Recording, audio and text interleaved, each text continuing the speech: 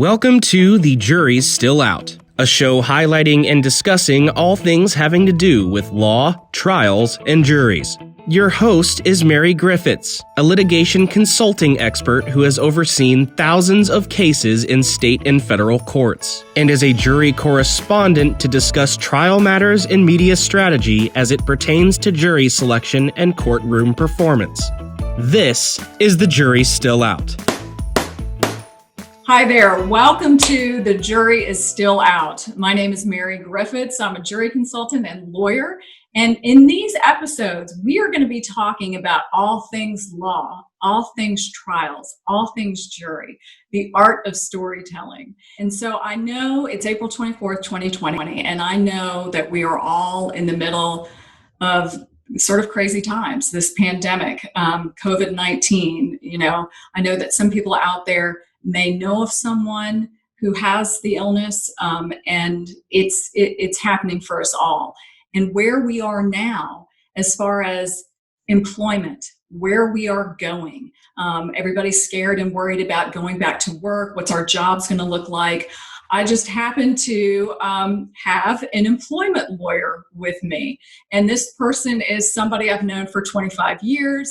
Somebody who was very easy to book as well.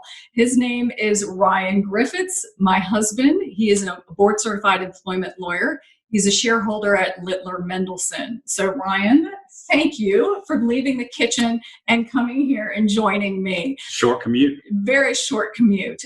So we've been talking about this, and I know your phone has just been ringing off the hook, as well as mine, with different clients and employers. And we're going to talk about this more from the employer's perspective. And later in some episodes, we're going to hit it from the employee's perspective. So let's go big picture with the employers. Tell me, day to day, what are you doing? What are you advising your clients about now that we're in COVID-19? Yeah. So, in the years BC or before COVID, my normal work day might look something like about 50% counseling employers on how to deal with various employee issues. Right. And then the other 50% was litigation, trying lawsuits, discrimination cases, non-compete cases, things like that. Mm-hmm. Right now the litigation has waned because, courts have limited opening, and people are just not operating as usual.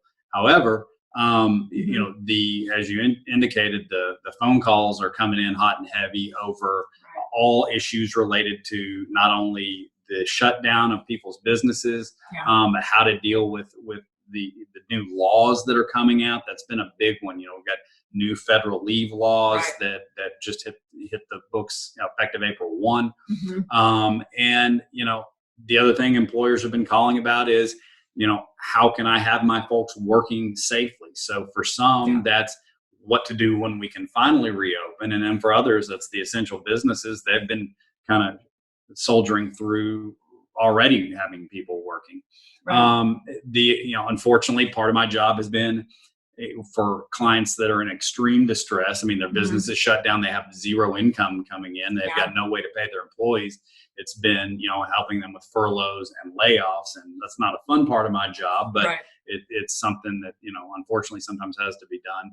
The good news is, as of today and as of, this past week or so, we're really starting to get a lot of calls from employers about how can you help me get my people to return to work, or when things finally open up, let's talk about how we can do so in a manner that's productive and in a manner that obviously is safe and prevents the spread once the people are coming back into the office. Well, and so now, this is like it's a new world for us all. So, as employees, we're going to be venturing back into, our job sites and all of this stuff. So from the employer's perspective, kind of tell me, what do you see as like the biggest challenges? Yeah. Well, I think for the biggest challenges and the biggest hurdles have been so far, it's dealing with the unknown. Right. So early on, the unknown was you've got all these new laws that have just rolled out. Right. We're having to anticipate how they're going to be interpreted and how they're going to be applied. Mm-hmm. So that was one. One other unknown is obviously the disease itself. Right. How deadly is it? How does it spread? who's had it, who hasn't had it, and how do we keep it from spreading once we get back into the workplace is certainly a big unknown.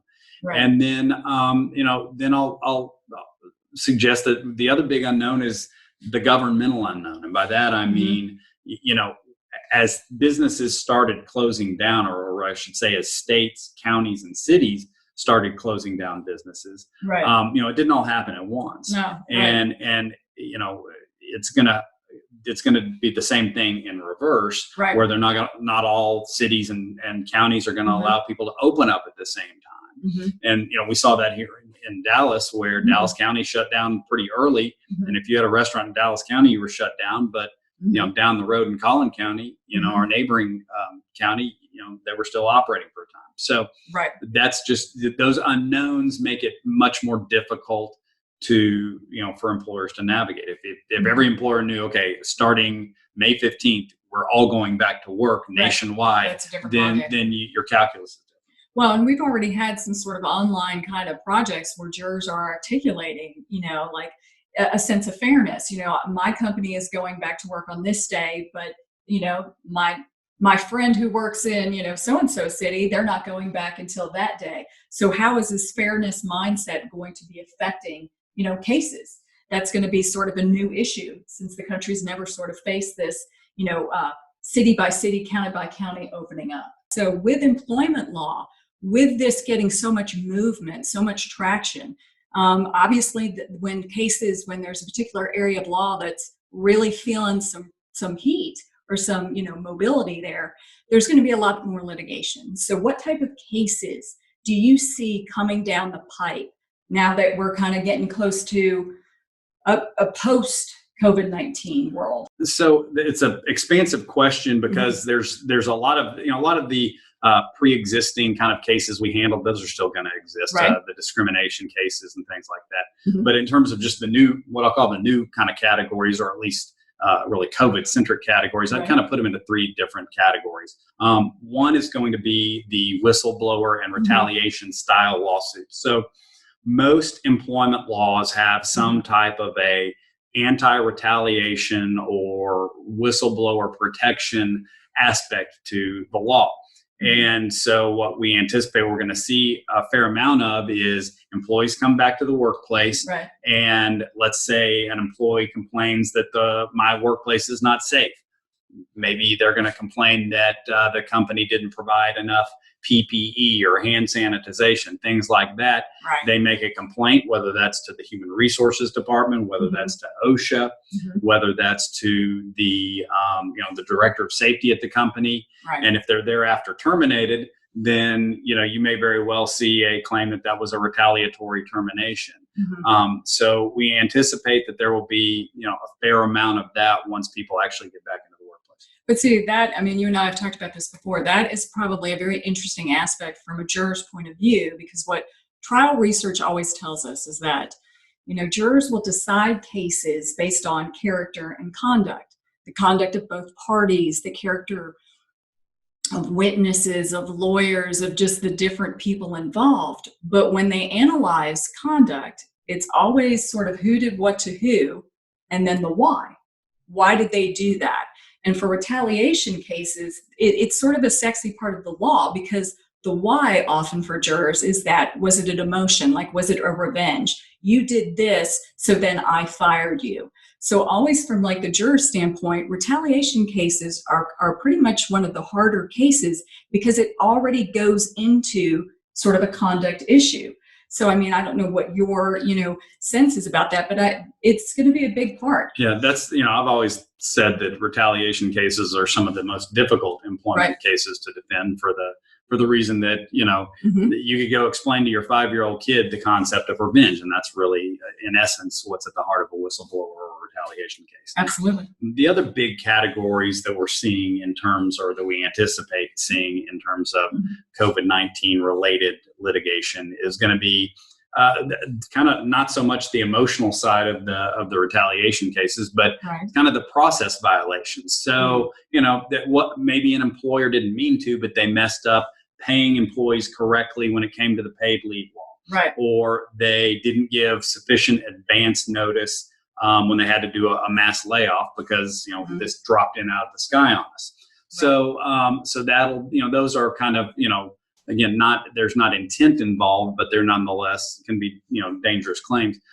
One area, and it is an example of this that I think we're going to see is if you take a state like California, they have some really interesting laws when it comes to of course they do. Right. And when it comes to employment reimbursement of personal expenses. Right. So the example being, if you have a personal cell phone, but you're using it some for business, then you need to be reimbursed for part of that. Well, now imagine that you've got millions of people in the state of California who were working in an office. All of a sudden, they're sent home to work. Right. They've got Office Depot expenses. They've got telephone expenses. They've got, all these different types of, And so if they're able to expand that to some of those areas, right, then you look at a potential lawsuit there. And you might say, well, that sounds like nickels and dimes, doesn't sound like a big deal. But if you're talking about a company that had 100,000 people working from home, right, and each one's claiming that they ought to be reimbursed for $250 worth of expenses, then right, it starts to add up pretty quick. And you look that you would anticipate that it would be in a class action type environment. The final kind of area that we see a category of litigation that we think is going to result from this is going to be the notion of you've got what I'll call the COVID related issues. In other words, what happens if you've got people who return to work and they're in the workplace and maybe they're working in a cubicle area and the whole cubicle area becomes infected with COVID. Right. Are we going to see OSHA claims? Are we going to see workers' comp claims? Another area that you're going to see is privacy claims. So, someone is positive for COVID and the employer reveals to the coworkers, right, out of maybe a legitimate sense of concern that they need to know that they've been exposed, but they reveal the identity of the specific employee. Does that employee have some kind of a state law privacy claim? So these are some of these issues that I think are pretty specific in a lot of ways to COVID, but that's kind of the third and final bucket, so to speak, of what we see being the litigation threats. Well, it's because we've already, in the jury consulting world, have already kind of been talking with jurors, and that's a very interesting. It's kind of like the first time that I've heard some of these things is that some people are saying, as jurors, they're evaluating it going, wait a minute, are you telling me that I have to reveal to my employer, if I had COVID-19, and doesn't that sort of breach my confidentiality? I don't really want to do this. It's not something that, is normal. And then I've had some people call and say, if it's better for the group to know where everyone else stands, that would be helpful for all. So where I'm going with this is for jury selection now, it's going to be having to find out where individuals' thresholds are for privacy. Because this is publicly it's hit us all as the pandemic, but privately, how we're all dealing with this, that's going to be a big deal as far as how they're going to look at and project their life experience on this case. So that's a very important part. So when we're talking about all of this type of law, do you feel that, or do you think that employers now are going to have a little bit more exposure? They definitely will on a lot of different types of cases. And it's going to come, there's a bunch of different ways that they will. But the two primary ways that we're looking at this has to come from two aspects of damages. So if you think about, again, in the years BC, for the last 2 or 3 years, we've been as a nation almost at full employment. And that meant that if an employee was terminated, 3 or 4 years ago, and was claiming that was discriminatory, if they didn't find replacement employment pretty quickly, then that could really affect their damages claim, because people expected them to go find a new job, or else their back pay would be cut off. Now, a lot of the workforce is going to have a built-in and, quite frankly, very legitimate excuse that, hey, I got terminated during the COVID crisis and unemployment was high and there was no job to be found. So that's going to just raise the stakes on the damage models of litigation, which means settlements are going to be more expensive. It means exposure trial is going to be more expensive. The other one is the issue of punitive damages. So you can expect that, for a lot of the employment discrimination claims, they carry with them the opportunity to get punitive damages if the evidence shows it. Right. Now, the notion that in a high level of employment, an employee was terminated and bad things happened, and the jury believes that the company treated him or her unjustly, they're going to award probably punitive damages. In the current environment, when people are at their most vulnerable, as we all frankly are from an economic standpoint, I think that only raises the stakes again even further, that and a juror is going to look at the employee and say, or the employer and say, you did this to this employee, and look at when it happened to them. And there will be other factors going into it. You might have somebody who was terminated while their husband was dying of COVID. So there's all those sympathy factors that just raise the stakes. Well, and that's a great point, because we're already hearing and seeing, you don't want to ever be victimizing somebody when we're all sort of victims of this pandemic, and we're all kind of going as a collective through this. But what I've noticed is that now our damage models, if you're trying a case, there is now going to be a difference versus January 2020, what a case was worth, to now May 2020. That may now change, because jurors, for whatever, any way that you look at this, if someone comes to you, we all kind of filter our decision making through our own life experiences, and jurors are no different. So what happened to them? What did they see? What did they hear? And then not just them, but sort of spouses, parents, all of that compiles to the way a juror views things. So now we're all going through this. And now it's going to be, as far as like the employer is concerned, jurors are going to look at employers and say, wait a second, how would I want to be treated? And is this person, if this is a plaintiff, if the plaintiff is suing an employer, was this person treated fairly? How would I want to have been treated in that same position? And so this can it's going to have many different nuances to it, but it's going to be sort of a change, where we were in January versus where we are now. The damage model definitively has had movement, for sure. Yeah. So, as far as you're concerned, I know you've done plenty of trials. I've been there. I know he's done them, all that good stuff. We often talk about, and I think it's just always fascinating. So how do you think, what have you learned from jurors about human nature? What has kind of stood out to you on this? You learn a lot about human nature when you're standing up in front of a jury and trying to convince them that your side's right. I think the biggest one is the notion that, you have to have a really good narrative. And the narrative has to go all the way through the case. You don't just, show them all the facts and then convince them in closing argument. You've got to have the narrative and the theme that is in closing, that is the same that's been developed through your examinations and your evidence. And that starts with opening and actually starts even before that in voir dire. And of course, to have that through line of the theme, then, you even have to start earlier than that, because you have to start setting up those themes in the deposition questions that you're asking, or else you're not going to have good questions at trial to help buttress the theme. So I think the power of narrative is really one of the biggest things. Well, it obviously, it seems so simple, and people are always going, well, I've got all of these facts, and I'm sure the jury is going to understand. And I always tell people that it's kind of one of those deals where we're all so used to stories, I'm sure today you woke up this morning, you looked at your phone and you were looking at the news feed and, what's the latest with, COVID-19, what's going on. These are all told in a story format. We're so used to it that sometimes, I think lawyers especially, they walk into trials and they have their facts, but then they don't know how to present them in a way that's going to A, keep people's attention, and B, your facts will be understood more if people have a context in which these facts take place. So, the narrative, I will ring the bell and, do this until the cows come home, because the story part of anything is what keeps people's attention.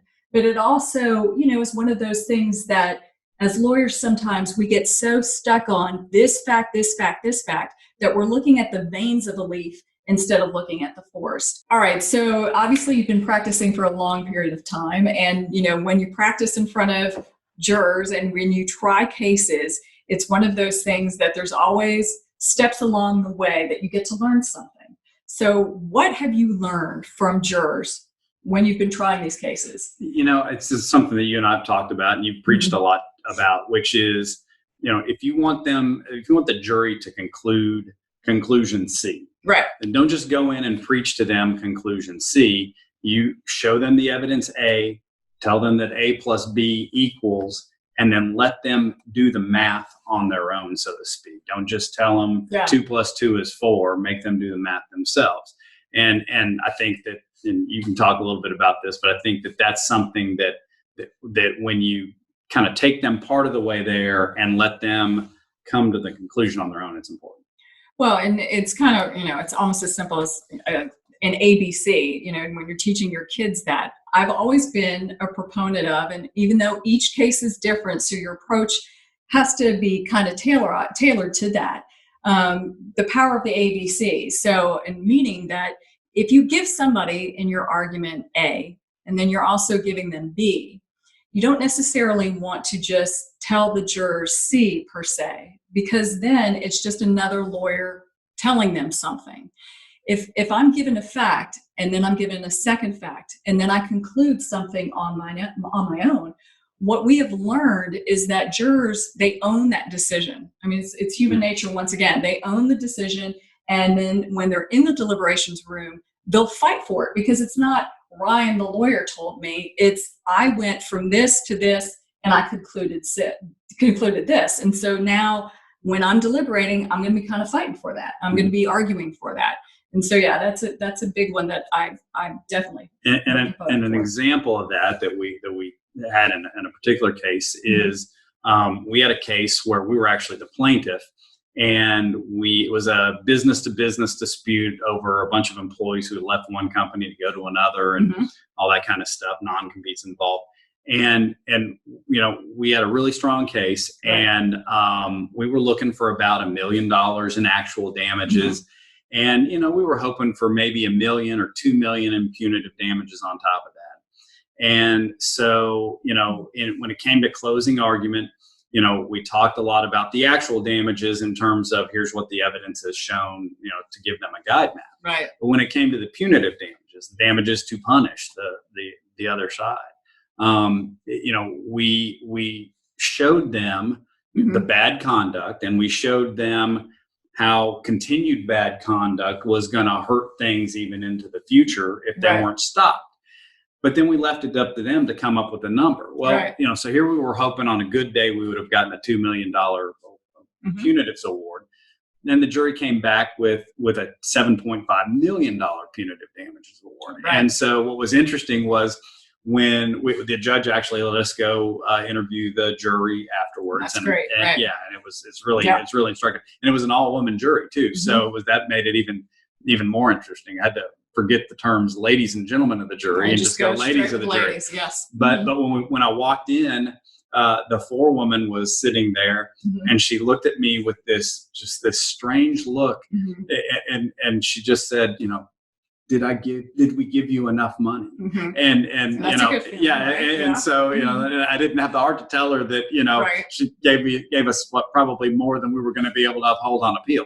But you'll take it. But we'll take it. And so, but that's an example of had I thrown out a number, like say, hey, give me $5 million, that might have obviously we wouldn't have gotten as much, crippled that. It would have crippled. But it also, you run the risk there of offending them. What if you've got jurors who think that that's too much of a greedy ask? So we showed it to them, and then we let them, work it out among themselves, and it worked out well. No, okay, so everybody's got like their best case scenario and what they, the great trial moments where you're like, my cousin Vinny, you're loving every minute of it, all of that.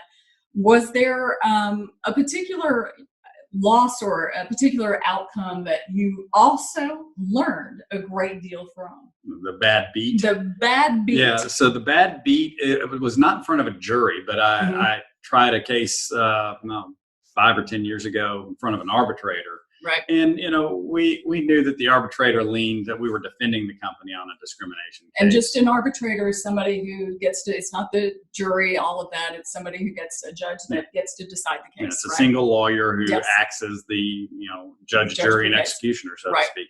And we knew that this particular arbitrator, was not friendly to employers generally. But, what made this one gut wrenching was, it was one of those, probably the best case I've ever tried in terms of, my personal performance as a lawyer, putting on the evidence, opening and closing all the things that we did, and ran circles around the other lawyer, and we still lost. So when that happens, it's really kind of a gut punch. But if you try cases long enough, you're gonna have some losses in there. And anybody who says otherwise hadn't tried enough cases. That's very true. So for the people, especially if there's any new lawyers or new lawyer wannabes who are watching this, do you have any, just tips? I mean, you've been practicing for over, 20, 25 years now. You know the ins and outs. What would you advise somebody who's just starting out? Yeah, I think there's a lot of things that you can give, a lot of advice, because it's one of the things that they don't teach terribly well in law school. Right. But I think the biggest thing is when you're trying a case to a jury, you have to capture and hold their attention as much as possible, because let's face it, we all suffer from really horrible attention spans. Right. Yeah. And so from that aspect, that's one reason why narrative's important, because if you're just throwing facts at them in an unbundled, non-thematic way, it's going to lose their attention more likely. Right. The other part of it is, there's a physical aspect to it. It's how you use your voice. It's how quickly you move throughout your examinations. If you can, examine a witness in 20 minutes, don't take an hour. Right. Get in, get out, get done.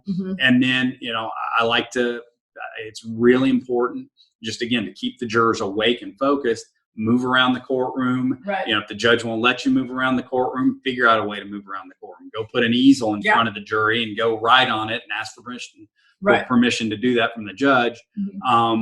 Use PowerPoints that are good PowerPoints. As you know, a lot of lawyers blow the PowerPoint. Right.